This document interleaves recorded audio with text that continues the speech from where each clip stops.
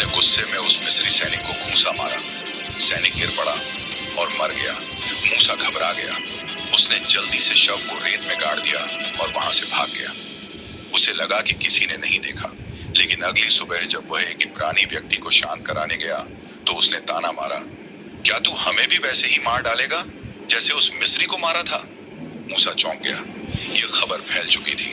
फिरौन तक यह बात पहुंची और उसने आदेश दिया, मूसा को पकड़कर मार दो। अब मूसा के पास एक ही रास्ता था, भाग जाना। मूसा छोड़कर रेगिस्तान की ओर भागा।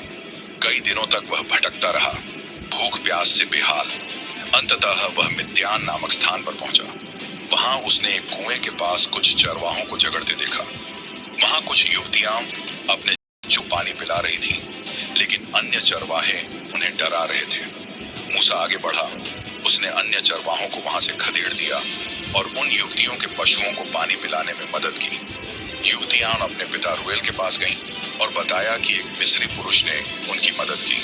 रुएल ने मूसा को बुलाया और उसे अपने साथ रहने का प्रस्ताव दिया।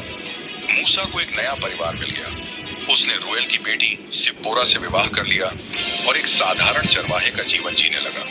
कई साल बीत गए। मूसा अब मिस्र से दूर एक नई जिंदगी जी रहा था, लेकिन परमेश्वर की योजना कुछ और थी। एक दिन जब मूसा अपने पशुओं को चराते हुए होरे पर्वत पर पहुंचा, उसने एक अद्भुत दृश्य देखा। एक झाड़ी जल रही थी, लेकिन भस्म नहीं हो रही थी। मूसा चकित होकर आगे बढ़ा। तभी एक गूंजती आवाज आई, हे मूसा, हे मूसा। वह घबरा गया और जवाब दिया, प्रभु मैं यहाँ हूँ। फिर आवाज आई, अपने पैरों से जूते उतार, क्योंकि यह भूमि पवित्र है। मूसा कांप उठा और घुटनों के बल गिर पड़ा। फिर परमेश्वर ने कहा, मैं तेरे पूर्वजों का परमेश्वर हूँ, अब्राहम, इसहाक और याकूब का परमेश्वर। मैंने मिस्र में अपने लोगों की पीड़ा देखी है। अब समय आ गया है कि तू वापस जाए और उन्हें मुक्त कराए। मूसा, लेकिन मैं कैसे? मैं तो ठीक से बोल भी नहीं पाता। परमेश्वर ने कहा, मैं तेरे साथ हूँ, जा और मेरे लोगों को मुक्त कर। मूसा का जीवन हमेशा के लिए बदल गया था। मूसा अब तक एक साधारण चरवाहे के रूप में था, लेकिन अब उसे मिस्र वापस जाकर फिरौन से सामना करना था। ये विचार ही उसे डरा रहा था।